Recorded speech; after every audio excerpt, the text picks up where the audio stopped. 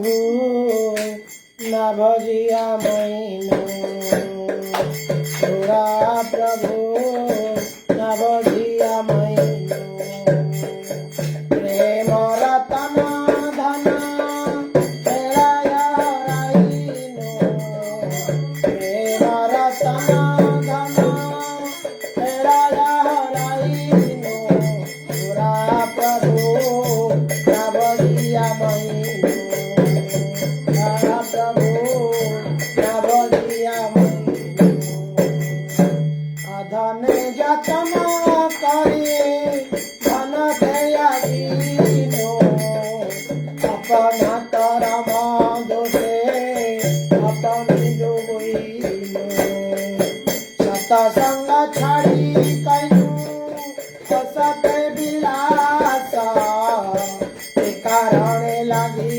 लागे तम बंदे पास सतसंग छाड़ी कैनु सत विलास कारण लगी लागे तम बंदे पास विषय विषम विष सतत खाइनु विषय विषम विष सतत खाइनु गौर कीर्तन रसे मगन न होइनु गौर कीर्तन रसे मगन न होइनु गोरा प्रभु न भजिया मैनु गोरा प्रभु न भजिया मैनु केन बाछिए प्राण कि सुख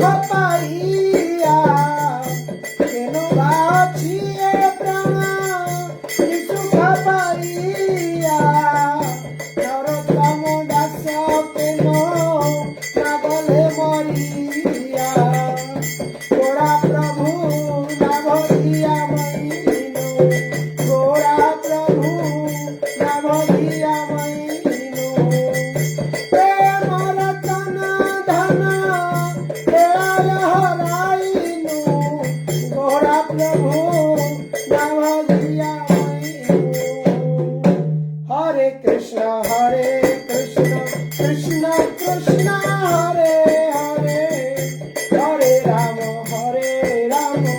राम राम हरे हरे हरे कृष्ण कृष्ण कृष्ण हरे हरे हरे राम राम राम हरे हरे हरे कृष्ण कृष्ण कृष्ण हरे हरे हरे राम राम राम हरे हरे हरे कृष्ण कृष्ण कृष्ण हरे हरे हरे राम राम राम हरे हरे हरे कृष्ण कृष्ण कृष्ण हरे हरे हरे राम राम राम हरे हरे हरे कृष्ण कृष्ण कृष्ण हरे हरे हरे राम राम राम हरे हरे श्री हरि नाम संकीर्तन की जय निताई गौर प्रेमानंद हरि हरि बोल श्रीमद् भगवत गीता की जय श्री श्री राधा मदन मोहन जी की जय श्रील प्रभुपाद की जय हरे कृष्णा। तो ये भजन थोड़ा सा जो समझने को थोड़ा सा शायद डिफिकल्ट था। तो ये भजन का अर्थ इस प्रकार का है कि गोरा पहू शब्द का अर्थ क्या है? श्री कृष्ण जो गोरा अवतार लिए हैं, श्री चैतन्य महाप्रभु गौरांग अवतार हैं, उनको भजन नहीं किया है। ये कौन कह रहे हैं? श्रील नरोत्तम दास ठाकुर, महान वैष्णव नरोत्तम दास ठाकुर है। उनका क्या है? लैमेंटेशन फीलिंग ऑफ सेपरेशन। भगवान के विरह के भाव में, कृष्ण के विरह के भाव में, श्री चैतन्य गौरांग महाप्रभु के एसोसिएशन के विरह के भाव में, और ये इस प्रकार के भजन है जो लैमेंटिंग सॉन्ग है। जैसे एक व्यक्ति बहुत दुखी होता है, स्वयं को नग्न हीन मन करता है तो क्रंदन करता है। तो इसी प्रकार से नरोत्तम दास ठाकुर स्वयं को बहुत हीन मन करते हैं। मेरे अंदर कोई क्वालिफिकेशन नहीं है, मेरे अंदर कोई भक्त की क्वालिटी नहीं है, भक्त की गुण नहीं है, मैं जीवन व्यर्थ कर दिया है कृष्ण भजन के बाधित। इस प्रकार से वो वास्तव में, अगर ये हम देखें अपने जीवन के साथ पूरा फिट बैठता है वो। श्रील नरोत्तम दास ठाकुर इतने महान वैष्णव थे कि स्वयं श्री चैतन्य महाप्रभु क्या करते थे, उनके सपने में आते थे, उनको सपने में उनको इंस्ट्रक्शन देते थे कि आप जाओ, अभी ऐसे पद्मा रिवर के पास पहुंचो, वहां पर मैंने कृष्ण प्रेम रखा हूं। परंतु ये ऐसे भजन लिखे हैं कि स्वयं को अत्यंत अत्यंत एकदम नग्न निम्न समझते हैं। तो ये वैष्णव का गुण है। वैष्णव भक्त जब भक्त हो जाता है तो क्या होता है कि स्वयं को बहुत निम्न मने करता है, छोटा मने करता है, बड़ा नहीं सोचता है। भौतिक जगत में अलग उल्टा है। जो बड़ा आदमी है तो वो क्या है, जैसे एक बड़ा जहाज है, लोहे का बनाया हुआ जहाज है, लेकिन वो पानी में क्या है, भासता है, फ्लोटिंग होता है, पानी में डूब नहीं जाता है, भारी नहीं बन जाता है। वो इतना हल्का रहता है कि पानी उसको डुबा नहीं पाता है। लेकिन एक छोटे से लोहा वो उसको पानी में डाल देते तो टुंग करके अंदर चला जाता है। तो इस प्रकार से भक्त वैष्णव, जो शुद्ध भक्त, वो कितने भी बड़े बने लेकिन वो क्या है, भारी नहीं बनते हैं। भारी नहीं बनते का अर्थ क्या है, वो अपने आप को बड़ा नहीं समझते हैं। इस प्रकार से नरोत्तम दास ठाकुर यहाँ पर कहते हैं, अधन को जत्न करके, इसको हमने कई बार चर्चा किया है कि धन को त्याग दिया हूं, अपना कर्म का फल से मैं अपने डूबा हूं दुख में। तो यहाँ पर अधन क्या है, अधन है इसे संसार के धन जिसकी अंत है, एक दिन ये समाप्त हो जाएगा, या हम उससे छोड़ के चले जाएंगे, या तो धन हमसे छोड़ के चला जाएगा। ये सब अधन है, टेम्पररी धन है। तो असली धन क्या है, नाम प्रेम धन है। उसी प्रकार से दूसरे श्लोक में कहते हैं, सतसंग छाड़ी कैलू असत्य विलास। सतसंग क्या है, शुद्ध भक्त का संग, वैष्णव का संग। भक्ति में आके इस प्रकार के हम जूम में कथा में जुड़ते हैं, ये सत्संग है। ये उसको हमारे रुचि नहीं होता है और हम असत में विलास करते हैं। असत क्या है, टीवी देखना, फालतू की चीजों के अंदर इंटरेस्ट रखना, ये सारे चीज जो है ये क्या है, असत संग है। पर चर्चा करना, पर निंदा करना, इस प्रकार से संग के माध्यम से असत संग में विलास करते हैं। उसके बाद कहते हैं, विषय विषम विष सतत खाइनो। ये विषय जो संसार के जो इंद्रिय तृप्ति है, ये बड़ा भयंकर विषय है। इतना भयंकर विषय है कि ये विष कोई पीता है, ये संसार की विष को, तो उसको जन्म जन्म कोटि कोटि जन्म लग जाता है उसको दोबारा से मनुष्य जन्म की प्राप्ति होने के लिए। इसलिए नरोत्तम दास ठाकुर कहते हैं, ये प्राण किस लिए है, क्योंकि जब जीवन की मूल लक्ष्य है श्री कृष्ण के चरण कमल में भक्ति करना, तब फिर अगर प्राण मिला है शरीर में और वो प्राण अगर भगवान की भक्ति नहीं करता है तो क्या लाभ है। तो इस प्रकार से इस गीत का अर्थ है ये नरोत्तम दास ठाकुर के गोरा पहू भजन। हरे कृष्णा। दंडवत प्रणाम। सभी भक्तों के चरण कमल में कोटि कोटि प्रणाम। हरि हरि बोल। ओम नमो भगवते वासुदेवाय। ओम नमो भगवते वासुदेवाय।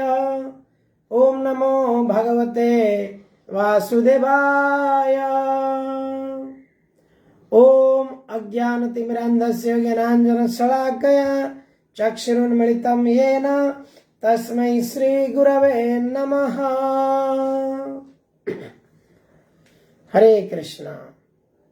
तो हम श्रीमद् भागवत गीता के 7वां अध्याय, जो भगवत गीता के पार्ट 2 कहा जाता है, ये भगवत गीता के पार्ट 2, ये भक्ति पार्ट हम अभी शुरू किया है और इसमें हम पढ़ने जा रहे हैं श्लोक संख्या 20 पढ़ लिया था। 20 को आज पाठ करेंगे। तो कल जैसे हमने पिछले 2 श्लोक में, अगर हम इस जहां तक पढ़ा इस चैप्टर का, इसको अगर हम देखेंगे तो इस चैप्टर में टोटल 4 सेक्शन है। ये जो भगवद गीता 7th चैप्टर है, द नॉलेज ऑफ एब्सोल्यूट, या भगवत ज्ञान, भगवान कृष्णा के पूर्ण नॉलेज। जब इसको हम देखते हैं, ये टोटल सेक्शन 6 सेक्शन है, 6 पार्ट में इसको विभक्त किया गया है। एक पार्ट है श्लोक संख्या 7 से श्लोक संख्या 1 से 3, जिसको हमने पाठ किया श्लोक संख्या 1 से 3, जहां पे हम कृष्ण के बारे में जानते हैं, कृष्ण अपने बारे में बताते हैं। दूसरे पार्ट में भगवान कृष्ण कहते हैं, उनकी मटेरियल और स्पिरिचुअल एनर्जी जो है, उनकी शक्ति के ऊपर कहते हैं। कितने अलग अलग प्रकार की शक्तियां हैं। तो भूमि, रपो, नल, वायु, इस प्रकार से खन भिन्न प्रकृति, अलग अलग प्रकृति, इसके ऊपर हमने चर्चा किया। तो इसके बाद कहते हैं अपरया प्रकृति विधि में परम है, तो जीवभूत, ये अपना उनकी अपरा प्रकृति है। तो इस प्रकार से एनर्जी के ऊपर 12 नंबर श्लोक तक भगवान ने कहा है। उसके बाद श्लोक 13-14, ये 2 श्लोक भगवान ने कहा कि उनकी कंट्रोल कैसा प्रकृति के ऊपर है।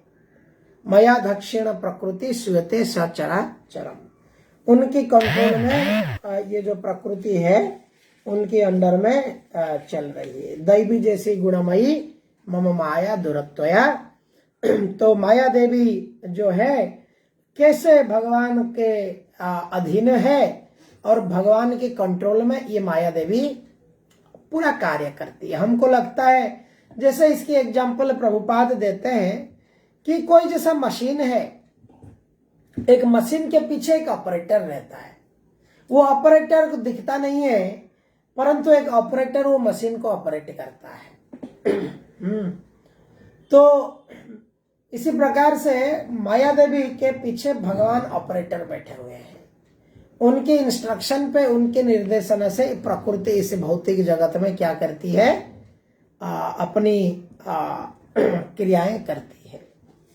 तो इस प्रकार से हमने देखा श्लोक संख्या 13 और 14। श्लोक संख्या 13 में 3 प्रकार के गुण हैं जो इसके द्वारा मोहग्रस्त संसार में होते हैं और भगवान को नहीं जान पाते हैं।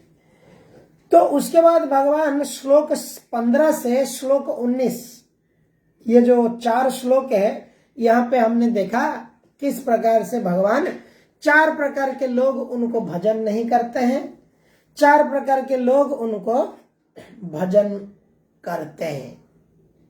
और 19वां श्लोक में उन्होंने कहा कि एक भक्ति विशेष्यते, एक भक्त है जो ये जो 4 प्रकार के लोग भजन नहीं करते हैं और 4 प्रकार के लोग भजन करते हैं, इससे वो अलग ही है।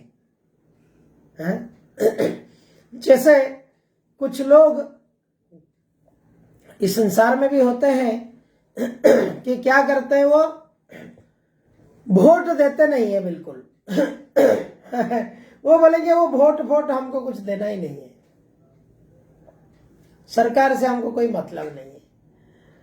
और कुछ लोग हैं जो क्या करते हैं, एक किसी के लालच में पैसा लेके कुछ नोट लेके वोट देते हैं।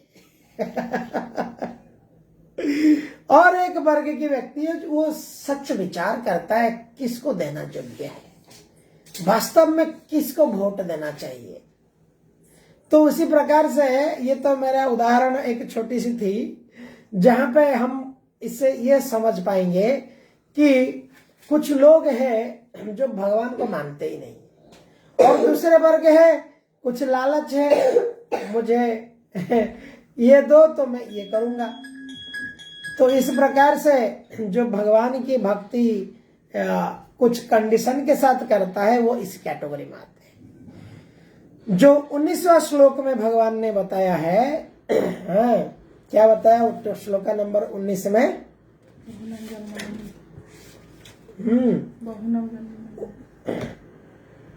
19वां श्लोक में भगवान ने बताया कि ऐसे अनेक अनेक जन्म प्राप्ति के बाद ऐसा भक्त वो होता है, वास्तव में मेरा भक्त सचमुच उसको ज्ञान होता है, वो समझता है वासुदेवम सर्वमिदं स महात्मा सुदुर्लभ। वो जान लेता है कि मेरा जीवन में असली में जो लक्ष्य है, जीवन में जो ढूंढ रहा हूं वो वासुदेव कृष्ण है। कोई कुछ और कोई चीज और ढूंढ रहा है, वो एक्चुअली सब लोग कृष्ण को ढूंढ रहे हैं लेकिन अलग अलग रूप में ढूंढ रहे हैं। कोई पैसा के रूप में ढूंढ रहा है, कोई बड़ा नाम के रूप में ढूंढ रहा है, कोई बड़ा प्रसिद्धि के रूप में ढूंढ रहा है, कोई लाभ के रूप में ढूंढ रहा है, परंतु ये सब कृष्ण ही है। जब कोई वास्तव में समझ जाता है वो बोलता है ये अलग अलग इस प्रकार का रूप को क्यों ढूंढूं मैं, अल्टीमेटली मुझे तो कृष्ण को ही प्राप्ति करना है, तो मैं कृष्ण प्राप्ति में क्यों ना लग जाऊं। और वह व्यक्ति समझ जाता है और शरण में आ जाता है, तुरंत वो शरण में आ जाता है। तो यहां पर इस प्रकार से हम रुके थे, तो आज श्लोक संख्या 20 को हम पाठ करेंगे। तो जैसे कल माता जी ने एक प्रश्न पूछा था, तो ये प्रश्न के भी हमने कल उत्तर भी दिया था कि जैसे कोई व्यक्ति अनेक जन्म जन्मांतर के बाद भक्तिमय जीवन में आके समझ लेता है, कृष्ण प्रारंभिक में समझ लेता है कि कृष्ण भक्ति जीवे दया सर्वधर्म सार, कृष्णेर संसार करो छाड़ियो नाचार, कृष्णेर संसार करो छाड़ियो नाचार, कृष्ण भक्ति जीवे दया सर्वधर्म सार। कृष्ण के चरण कमल में भक्ति और जीव के प्रति दया, ये सारे धर्मों के अंदर सार है। तो इस प्रकार से वो व्यक्ति एकांत भक्ति गोविंदे, केवल गोविंद के चरण में वो भक्ति करता है, एकांत भक्ति गोविंदे। तो आज के श्लोक को हम देखेंगे। यह श्लोक कोई बहुत, ये भी भक्ति की अभी चल रहा है, जैसे 20 से अभी 25 श्लोक, ये जो 5 श्लोक आगे की पाठ होगी, ये 5 श्लोक कैसे लोग क्या करते हैं, देवी देवताओं के शरण में आते हैं।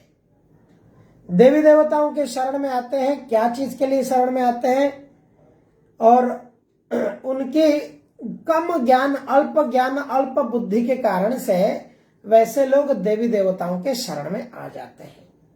और वो क्या करते हैं, भगवान कृष्ण को इनडायरेक्टली सरेंडर करते हैं, बट देवी देवताओं को शरण करते हैं। और कई ऐसे लोग हैं जो इम्पर्सनल भगवान के निराकार रूप को मानते हैं। इनकी चर्चा होने वाली है। तो श्लोक संख्या 20, कामैस्तैस्तैर्हृतज्ञानः कामैस्तैर्हृतज्ञानः प्रपद्यन्ते अन्यदेवता अन्यदेवतः तं तं नियमास्ताय तं नियमम् आस्थाय प्रकृत्या नियताः स्वया। हरे कृष्णा। पढ़ेंगे? कोई पढ़ना चाहेंगे?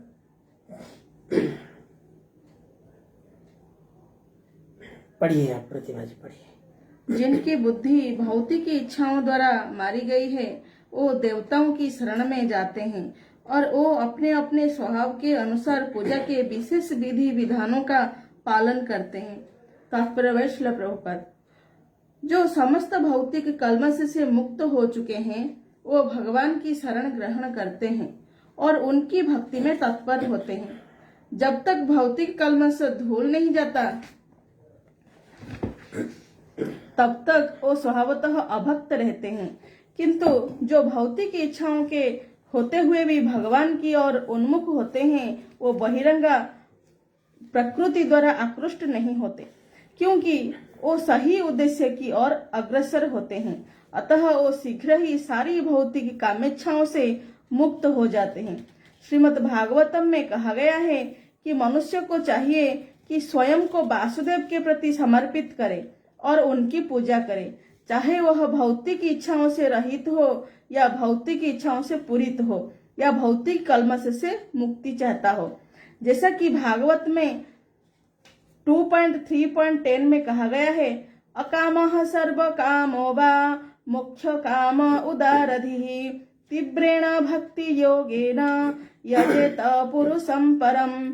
जो अल्पज्ञ हैं तथा जिन्होंने अपनी आध्यात्मिक चेतना खो दी है, वो भौतिक इच्छाओं की अविलंब पूर्ति के लिए देवताओं की शरण में जाते हैं। सामान्यतः ऐसे लोग भगवान की शरण में नहीं जाते, क्योंकि वो निरंतर गुण वाले रजो तथा तमोगुणी होते हैं। अतः वो विभिन्न देवताओं की पूजा करते हैं। वो पूजा के विधि विधानों का पालन करने में ही प्रसन्न रहते हैं। देवताओं के पूजक छोटी छोटी इच्छाओं के द्वारा प्रेरित होते हैं और यह नहीं जानते कि परम लक्ष्य तक किस प्रकार पहुंचा जाए। किंतु भगवत भक्त कभी भी पथभ्रष्ट नहीं होता, क्योंकि वैदिक साहित्य में विभिन्न उद्देश्यों के लिए भिन्न भिन्न देवताओं की पूजन का विधान है। अतः जो भगवत भक्त नहीं है, वो सोचते हैं कि देवता कुछ कार्यों के लिए भगवान से श्रेष्ठ हैं, किंतु शुद्ध भक्त जानता है कि भगवान कृष्ण ही सबके स्वामी हैं। श्री चैतन्य चरित्रामृत आदि लीला में 5.142 में कहा गया है, अकेले ईश्वर कृष्ण आर सब भृत्य। केवल भगवान कृष्ण ही स्वामी हैं और अन्य सब दास हैं। फलतः शुद्ध भक्त कभी भी अपनी आवश्यकताओं को पूर्ति के लिए देवताओं के निकट नहीं जाता। वह तो परमेश्वर पर निर्भर रहता है और वो जो कुछ देते हैं उसी से संतुष्ट रहता है। हरे कृष्ण। हरे कृष्ण। अकेले ईश्वर कृष्ण आरे सब भृत्य, जे जाइछे कराए ताइछे करे नृत्य। कृष्ण स्तु भगवान स्वयं एतेश्चा सकला पुंसम। कृष्णस्तु भगवान स्वयं इंद्रादि व्याकुल लोके हृदयंती वेदे वेदे। ईश्वर परम कृष्ण सच्चिदानंद विग्रह अनादि रादि गोविंद सर्व कारण कारणम। यन्माद्यस्य भगवतम के पहला श्लोक होता है, यन्माद्यस्य यतो द्नया। इस प्रकार से कई श्लोक है जहां पर कृष्ण ही परम पुरुषोत्तम भगवान, पूर्ण पुरुषोत्तम भगवान है। तो प्रभुपाद जी यहाँ पर कहते हैं, जब सब चीज सुप्रीम सरकार से आता है, सुप्रीम भगवान से सब चीज आता है, तो देवी देवताओं के पास लोग क्यों जाते हैं? क्यों लोग जाके देवी देवता के पास माथा टेकते हैं, रोते हैं कि ये दे दीजिए, वो दे दीजिए? तो ये श्लोक में यहां पर भगवान इसको कहते हैं, जिसकी बुद्धि भौतिक इच्छाओं के द्वारा मारी गई है वे देवताओं के शरण में जाते हैं। माँ, माता जी हो, माता, जय जय दुर्गा माता। वहां जाकर के सुखकर्ता, दुखहर्ता, इस प्रकार से अलग अलग प्रार्थना है। और क्या है, एक तो जय जगदीश हरे, तो सब क्या है, माता पिता तुम मेरे। इसमें एक और है, क्या है, तेरा तुझको अर्पण क्या लागे मेरा, ओम जय जगदीश हरे। तो तेरा है सब कुछ और तुझको अर्पण क्या लागे मेरा, ऊपर ऊपर से ये है, परंतु अंदर से अशेष कामना, अनंत प्रकार की कामना, इच्छा जो है, ये लेकर के व्यक्ति देवी देवताओं के पास जा करके अपनी लिस्ट खोल देता है कि ये मेरी इच्छाओं की पूर्ति करो। तो यहाँ पे भगवान कहते हैं जिसकी बुद्धि, अभी बुद्धि नहीं है तो क्या करता है, इधर उधर जाता है मांगने के लिए। जिसकी बुद्धि है वो बोलता है भाई कृष्ण मेरे को देने वाले हैं, मैं क्यों जाऊं, कृष्ण जो देंगे मैं शांति में रहूंगा, नहीं दिया तो आनंद है, दिया तो आनंद है, क्योंकि मेरे को ये जो भी मिलने वाला है सब थोड़े समय के लिए, थोड़े दिन के लिए मिलने वाला है। टेम्पररी चीज के लिए इधर उधर क्यों भागूं। अगर मैं, कोई व्यक्ति मान लीजिए कि वो गरीबी ही जन्म हुआ है, गरीब परिवार में जन्म हुआ है, अगर वो उसकी स्थिति को सुधारना चाहता है, कितने साल वो भोग करेगा। कई लोग ऐसे कहते हैं अपनी स्टोरी में, बहुत गरीब था, बहुत मेहनत किया, बहुत इतने पढ़ाई किया, वैसा किया वैसा किया, आज मैं ऐसा हूं, ऐसा हूं, तैसा हूं, देखो मेरे से मोटिवेशन लीजिए, ऐसा मेहनत कीजिए, आलस नहीं होना चाहिए, इस प्रकार के लाइफ में सक्सेस होना चाहिए। वास्तव में यहाँ पर इसके रिलेटेड एक श्लोक है जो मैं आपको श्रीमद् भागवतम में वर्णित है। यहाँ पर श्रीमद् भागवतम में प्रथम स्कंद चैप्टर 5 श्लोक संख्या 17 में भगवान कहते हैं, त्वक्त्वा सधर्म चरणाम्बुज हरे भजन पाकस्तोपतो ततो यति यत्राक्य भावद्रमुद्रास्यं की को वार्थात्मो भजन्ता स्वधर्मतः।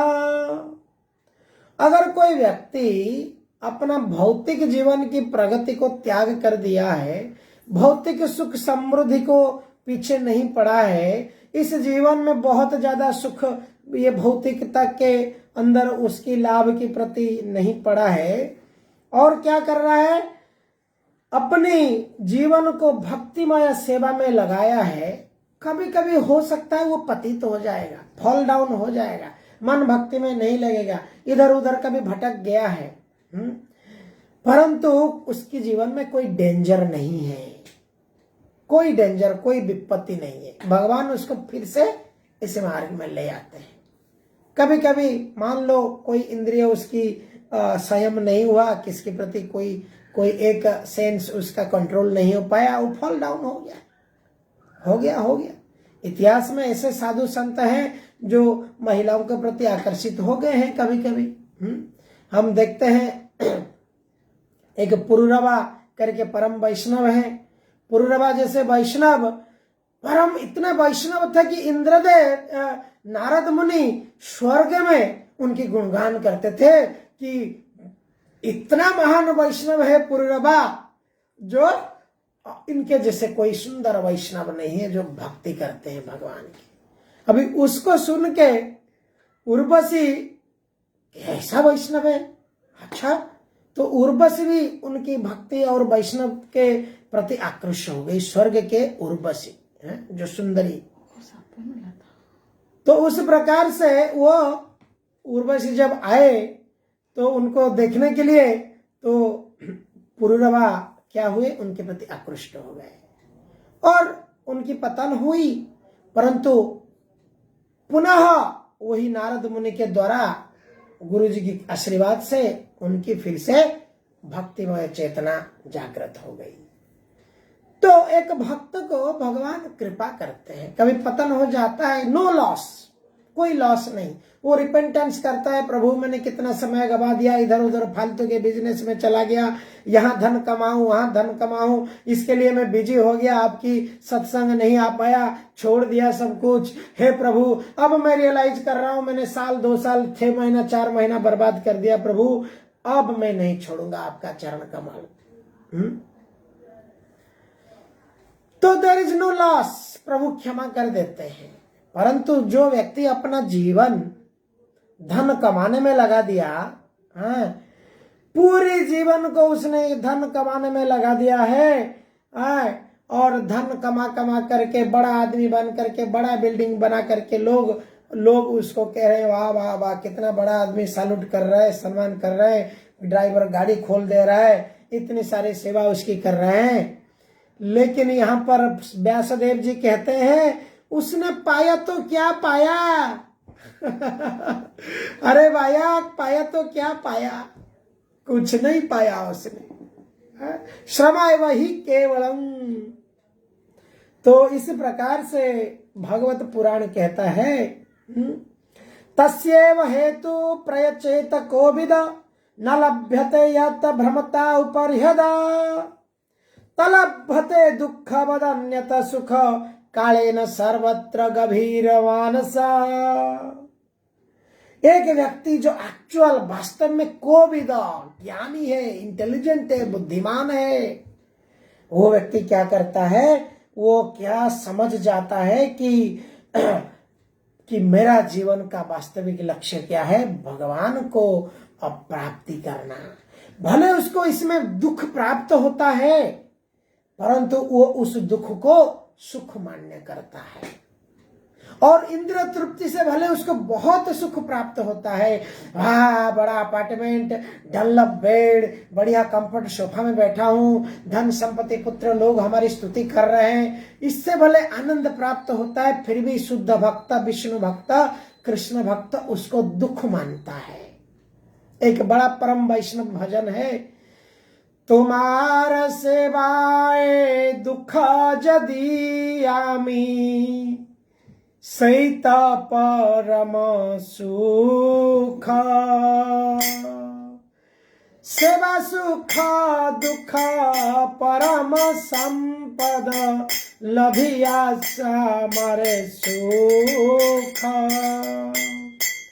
तुम्हार सेवाए दुख यदि आमी, हे प्रभु यदि आपका इस भक्तिमय जीवन आपकी चरण कमल में सेवा करते हुए मेरा जीवन में कुछ दुख भी आता है, ये मेरे लिए परम सुख है, परम सुख, इसलिए मेरे लिए कोई दुख नहीं है। परंतु अगर आपकी सेवा नहीं मिलता है, इसलिए भक्ति विनोद ठाकुर भजन में गाते हैं, कीटा जन्म हौ जथा त्वा दास बहिर्मुख ब्रह्मा पदे नहीं आस। मुझे ब्रह्मा जैसा बड़ा पोस्ट नहीं चाहिए प्रभु, क्योंकि ब्रह्मा जी भी भगवान को समझ नहीं पाते हैं, भूल जाते हैं, बहुत बार स्वयं गर्वी अहंकारी होकर स्वयं को भगवान समझ जाते हैं। तो मुझे बहुत बड़ा पोस्ट नहीं चाहिए, मुझे कीड़ा का जन्म देना है तो दे दो प्रभु, लेकिन आपका दास, आपका सर्वेंट, आपका सेवक के भाव मुझे दीजिए। मैं जन्म जन्म में मुझे आप अपने प्रभु के रूप में मुझे मेरा याद रहे और मैं जन्म जन्म में आपका सेवा करते रहूं। तो इस प्रकार से देवी देवताओं के शरण में जाना, गुण के प्रभाव से कारण हम अलग अलग गुण को प्राप्त करके हम क्या करते हैं, अलग अलग इंद्रिय तृप्ति की इच्छाओं को पूर्ति करने की लगे रहते हैं, और देवी देवता वास्तव में लाते हैं कहां से। इसलिए यहां पर यह श्लोक प्रभुपाद जी ने कहा है, यह भी भागवतम में आता है, श्रीमद् भागवतम के 2nd कैंटो में 3रा अध्याय 10वां नंबर श्लोक में आता है, अकाम सर्व कामो वा मोक्ष काम उदारधि तीव्रेण भक्ति योगेण जजेते पुरुषं परम अगर किसी का अंदर मटेरियल डिजायर है, भौतिक इच्छा है, कुछ किसी को स्त्री चाहिए, सुंदरी स्त्री चाहिए, किसी को धन चाहिए, किसी को शरीर को ठीक कर दे प्रभु, हेल्थ की प्रेयर बेनिफिट चाहिए, कोई भी बेनिफिट अगर इस संसार में अगर चाहिए वो काम है। कामना कुछ है या अकाम है, कोई बिना कामना हो, या सर्व काम अलग अलग प्रकार के इच्छा हो, या कोई मोक्ष चाहता है, मोक्ष कामना में भगवान के पास जाता है, उसको पूर्ण पुरुषोत्तम भगवान कृष्ण के पास जाना चाहिए, क्योंकि सैंक्शन होता है मिनिस्ट्री ऑफ प्राइम मिनिस्ट्री से, भगवान कृष्ण से। तो देवी देवताओं के पास कोई अगर जाके मांगता है, वो भी लाते हैं कहां से? कृष्ण से ही लाते हैं। तो भगवान कहते हैं मेरे से डायरेक्ट क्यों नहीं मांगेगा? तो भगवान परम पुरुष से ही मांगना चाहिए। धीरे धीरे मांगते मांगते एक व्यक्ति भक्ति के सोपान में आ जाएगा। जैसे ध्रुव महाराज ने भगवान को मांगने के लिए गए थे, मेरा पिताजी उत्थानपाद मुझे अपना गोद में नहीं बिठाया, मेरा माँ सुरुचि ने मुझे तिरस्कार कर दिया कि तू पिताजी का गोद में नहीं बैठ सकता है। उसका क्षत्रिय का ब्लड एकदम गर्म हो गया और उन्होंने कहा जरूर मैं प्रमाण करके दिखाऊंगा और मेरा पिताजी से बहुत बड़ा राज्य में करके दिखाऊंगा। और ध्रुव महाराज इस प्रकार के संकल्प में मां सुनीति से परमिशन लेकर वन जंगल में जाते हैं तपस्या करने के लिए। देखिए 5 वर्ष के बालक असंख्य ऐसे सर्व काम उनके अंदर क्या है? मेरे को छोटा सा 5 साल का बच्चा जिद करता है। नारद मुनि रास्ते में मिला, अरे बेटे बाबा तू 5 साल का बच्चा है, तेरी मामा ने कुछ भी कह दिया, छोटे बच्चे ऐसे ही रोते हैं फिर शांत हो जाते हैं, तू शांत हो जा बाबा। परंतु ध्रुव की अटूट इस प्रकार की इच्छा, स्ट्रॉन्ग डिजायर कि मैं मेरे पिताजी से बहुत बड़ा साम्राज्य भगवान से प्राप्त करूंगा। मैं राज सिंहासन, मुझे मेरा पिताजी गोद में नहीं बिठाए तो राज सिंहासन में ना बिठाए, परंतु मैं भगवान से ये प्राप्त करूंगा। देखिए ये दृढ़ निश्चय है, डिटर्मिनेशन। और ध्रुव महाराज को जब नारद मुनि मिले, उन्होंने उनकी मार्ग बताया किस प्रकार से भगवान को पास जाना, और भगवान के पास जब जाके पहुंचे तो उनकी कामनाएं खत्म हो गई। तो इस प्रकार से हम कुछ मांगने की इच्छा है तो भी भगवान के पास जाए, भक्तों के संग में आए, सत्संग में जाए, रोक के भगवान को बोले कि प्रभु मेरा यही इच्छा पूरा कर दो, नो प्रॉब्लम, कोई प्रॉब्लम नहीं। लेकिन कृष्ण को मांगे, विष्णु को मांगे, जगन्नाथ को मांगे, परंतु देवी देवता के पास जाकर के यह मांगना यहां पर भगवत गीता में रिजेक्ट किया गया है।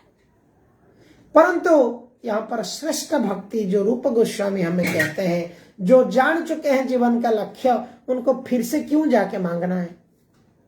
अभी कोई कहता है प्रभु जी मैं बीड़ी सिगरेट पीता हूं, क्या मैं जप कर सकता हूं? तो प्रभुपाद उसको कहते हैं यस आप जप कर सकते हो, प्रतिदिन 2 माला जप करो, प्रे करो, धीरे धीरे धीरे धीरे आपकी बीड़ी सिगरेट की अभ्यास छूट जाएगी, कृष्ण छुड़वा लेंगे बीड़ी सिगरेट। परंतु कोई जप कर रहा है, वो कहेगा क्या मैं, वो तो जप करके बीड़ी सिगरेट पी रहा है, क्या मैं पी सकता हूं? प्रभुपाद जी बोले नहीं, आप ऑलरेडी ऊपर के स्टेज में हो। इस प्रकार से जो भक्त ये समझ चुका है कि कोई मांगने की आवश्यकता मेरे लिए नहीं है, वो क्यों मांगे? उसको पता है भगवान क्या करते हैं, योग क्षेम वहं अनन्य चिंतयन् स्तोमा जे जना पर्युपास्यते। जो व्यक्ति, जे जना मतलब जो व्यक्ति भगवान की अनन्य चिंता, सदैव चिंता में रहता है, उनके भजन कीर्तन करता है, उनके लिए काम करता है। क्या भगवान एक आदमी के लिए चिंता नहीं करते? भगवान बहुत चिंता करते हैं। उसको कैसे बचाऊं, उसको कहां से तकलीफ हो गई बचाऊं, पूरी चार्ज भगवान ले लेते हैं। इस प्रकार से व्यक्ति भगवान, जैसे कि छोटे से बच्चे को माँ, 1 साल का बच्चा जानता है कि ये बच्चा सड़क में चला गया गाड़ी आ जाएगा, ये बच्चा सोया है कुछ हो जाएगा, माँ क्या करता है उसको पूरी देखभाल करता है। बच्चा टेंशन नहीं लेता है, वो उल्टा सड़क में भागते रहता है, माँ को टेंशन है मेरा बच्चा सड़क में चला गया। इस प्रकार से जो प्रेमी भक्त है उसकी पूरा टेंशन भगवान लेते हैं। तो इसलिए भक्त वास्तव में देवी देवताओं के पास में जाने की कोई आवश्यकता नहीं। अगर इसका अर्थ नहीं है कि देवी देवताओं को हम निंदा करें या देवी देवताओं को देख के अनदेखा कर दें, ये अपराध है। देवी देवताएं भगवान के वैष्णव है, वैष्णव भक्त है, उनकी सेवक है, उनकी दास है। ये भौतिक जगत में सेवा करने के लिए उनकी उपस्थिति है। तो उनके पास अगर हमारे सामने देवी देवताओं के मंदिर आता है तो हमें प्रणाम करना चाहिए। वैष्णवों को देखने से जैसे भक्त को हरे कृष्ण दंडवत प्रणाम करते हैं, देवी देवताओं को भी हरे कृष्ण दंडवत प्रणाम करके उनको कहना चाहिए, प्रभु हे माता, मेरे मति सदैव कृष्ण के चरण कमल में लगे रहे, यही मेरी प्रार्थना है आपसे। तो इसके बाद वाले श्लोक जाते हैं। यो यो यायं तनु भक्तः, यो यो यायं तनुं भक्तः श्रद्धयार्चितुमिच्छति, श्रद्धयार्चितुमिच्छति,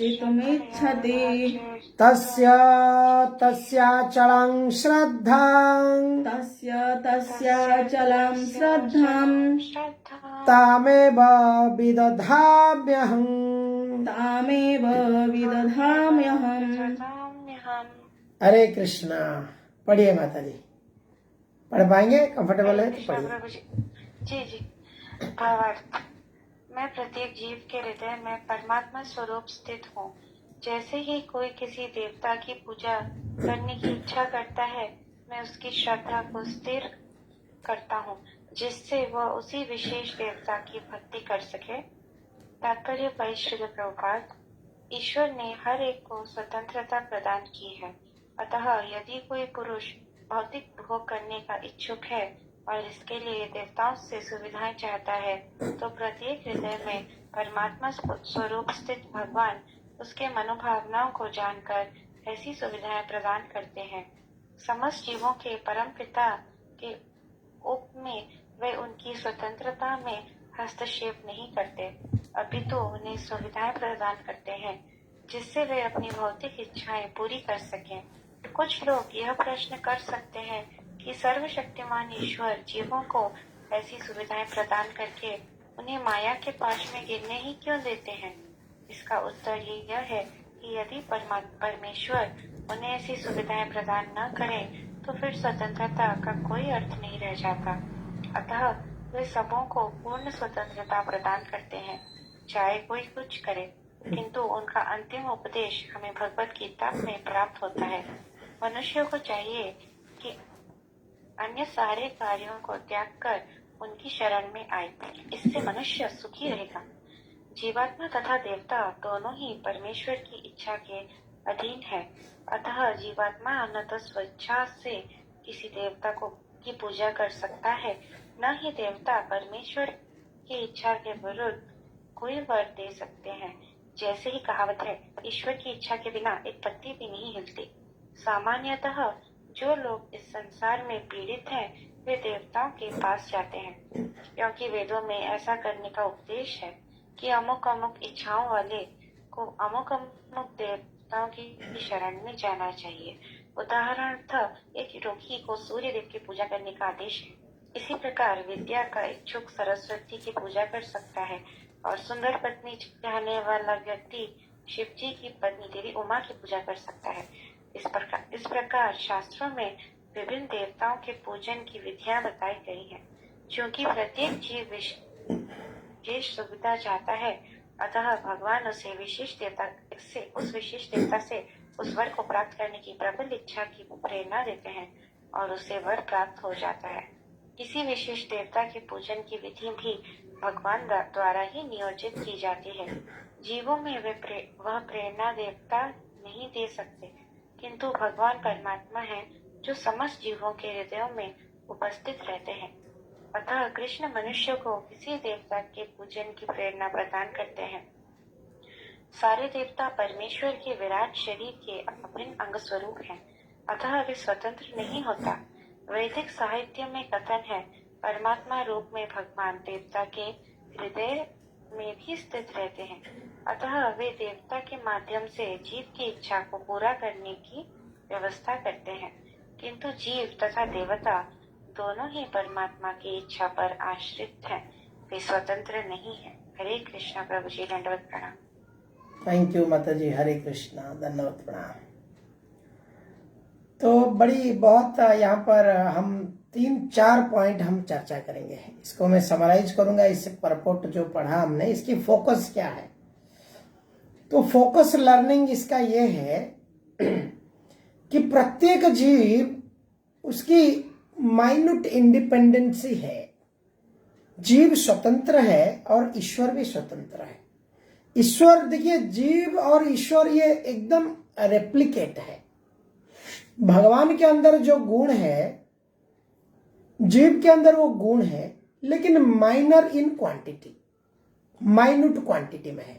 जैसे एक सोना, एक 24 कैरेट की सोना की मान लीजिए 1 किलोग्राम, 1 kg 24 कैरेट की सोना, और 1 ग्राम या 1 मिलीग्राम 24 कैरेट की सोना, उसके अंदर क्या है, they are equal in quality, qualitatively one, but quantitatively they are different.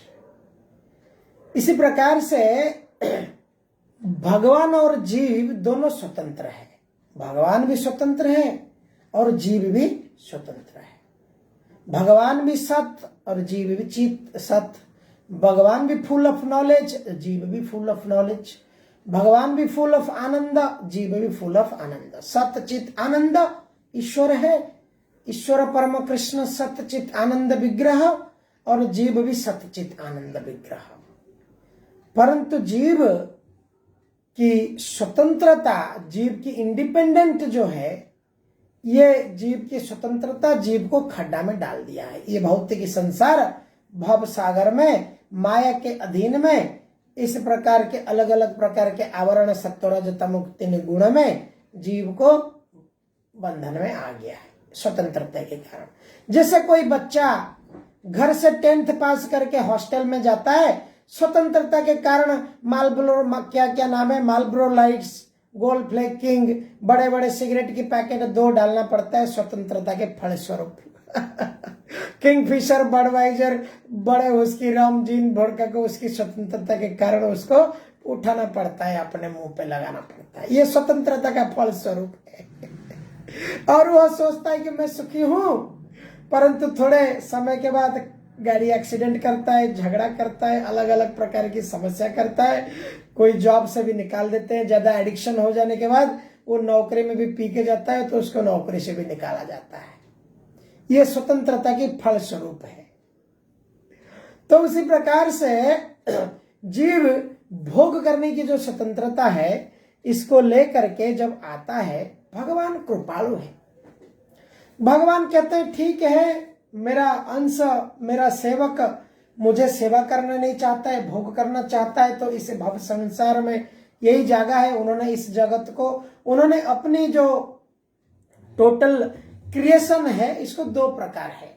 उन्होंने एक पार्ट रखा है जो परा प्रकृति, उनकी वो परमानेंट नेचर है, उनकी परा प्रकृति यानी परमानेंट नेचर, और दूसरा जो है impermanent nature, material nature, temporary nature.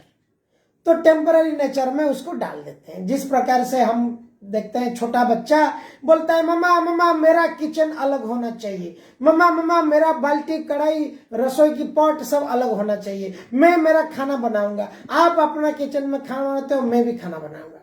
तो मम्मा पापा क्या करते हैं, एक किचन सेट ला के दे देते हैं। तो ये हो गई अपरा प्रकृति, टेम्पररी नेचर।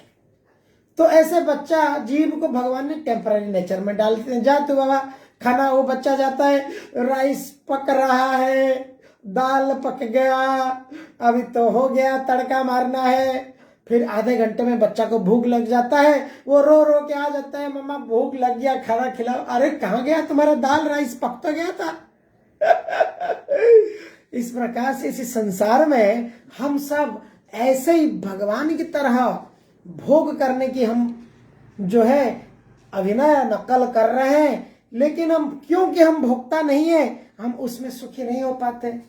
आप देखिए इस जगह घर अपना हो जाएगा तो बड़ा खुद की अपार्टमेंट हो जाएगी, जीवन भर भाड़े रहने से टेंशन से फ्री हो जाएगा। अभी ये चीज हो जाएगा तो बड़ा मजा आ जाएगा, सब ये सब चीज हो जाएगा तो मैं सुखी हो जाऊंगा। परंतु थोड़े समय के बाद वो जिस दिन घर हो गया उसके तीसरा चौथा जाता है, वो सैलरी इंक्रीमेंट से टेस्ट खत्म हो जाता है। इस प्रकार से भौतिक सुख व्यक्ति को थोड़े समय तक सुख देता है, फिर वो खत्म कर देता है। वही सुख फिर दुख का कारण बन जाता है। ये चीज को हम सबको बहुत बहुत सीरियसली इस चीज को समझना है। और यही भूल किए थे बड़े बड़े असुर, बड़े बड़े लोग, जो इस चीज को नहीं समझ पाए थे, और इस प्रकार उनकी अंत भी बड़ा, परिणाम भी बड़ा दुष्परिणाम हुआ था। इसलिए हमें समझना है, ठीक है, हमारे कर्म के हिसाब से हमें भौतिक सुख समृद्धि प्राप्ति होगी, और हमारे कर्म के अनुसार हमको दुख भी प्राप्ति होगी। परंतु ये क्या आएगा क्या जाएगा, इससे ज्यादा हमें विचलित नहीं होना है। हमको हमारी हाईवे दिखना चाहिए, क्या है? भक्ति। जिसलिए आया है वो करना है। तो इसी प्रकार से यहाँ पे प्रत्येक जीव के हृदय में परमात्मा के रूप में भगवान रहते हैं।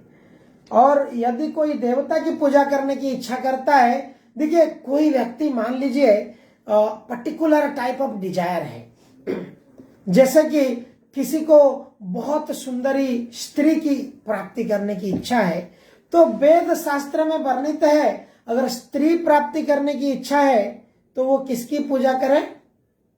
आई थिंक शिव, उमा पार्वती जी की पूजा करना चाहिए। तो भगवान उसकी रुचि को पार्वती देवी की तरह आकर्षित कर देते हैं। भगवान कृष्ण ही करवाते हैं।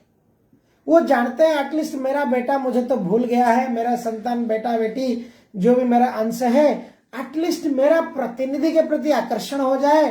पता नहीं धीरे धीरे उनकी इच्छा पूर्ति होने के बाद में थोड़ी शायद मेरे प्रति और बढ़ जाए उनकी आग्रह। इस प्रकार से भगवान देवी देवता के माध्यम से, जिसे राजा का बेटा खो जाता तो अलग अलग सेनापति मंत्री सब जगह रहते हैं, बोलते हैं देखो मेरा बेटा मुझे भूल गया है, कब कोई पास में रहो, कुछ फैसिलिटी दो, कब उसकी मन हो जाए। इस प्रकार से देवी देवताओं को उनको फैसिलिटेटर बनाया है। हमको फैसिलिटेटर बनाया गया है, हमारे लिए देवी देवता है। देवी देवताएं हमको फैसिलिटी देते हैं। परंतु जो भगवान असली ज्ञान देते हैं, कहते हैं मत जाओ, अभी तुम तो मेरे साथ संपर्क बना लिया, मेरे साथ जो संपर्क बना लिया उनको देवी देवता के पास जाने की जरूरत नहीं है। जो पिताजी के घर पे जान लिया, एड्रेस जान लिया, खाना मिलेगा, वो बाहर इधर उधर जाके कहाँ खाएगा, कहाँ मजा आएगा। इस प्रकार से यहाँ पे भगवान कहते हैं मैं उस विशेष देवता के प्रति उसकी भक्ति को उस प्रकार के प्रति लाइन अप कर देता हूं। तो जैसे यहाँ पे क्या है, एक रोगी को सूर्य देव की पूजा करना चाहिए, ये वेद में वर्णित है। उसके मंत्र है रोगी को सूर्य देव की पूजा करेगा तो क्या होगा। ऐसे विधि विधानों के पालन करके प्रत्येक ऐसे विधि विधानों से कोई देवी देवता की पूजा करने की विधि दी गई है। परंतु इसको भगवान कृष्ण आगे रिजेक्ट करेंगे। श्लोक संख्या ये 25 तक के बाद फिर भगवान इसको रिजेक्ट करेंगे। तो इस प्रकार से आज की कथा की समय हो चला है। तो मैं आशा करता हूँ आपको समझ में आया है। और कोई इससे रिलेटेड या कोई भी प्रश्न है किसी का, 2-4 मिनट हम प्रश्नोत्तर कर सकते हैं। तो बहुत बहुत धन्यवाद। हरे कृष्णा कृष्ण कृष्ण हरे हरे, हरे राम राम राम हरे हरे।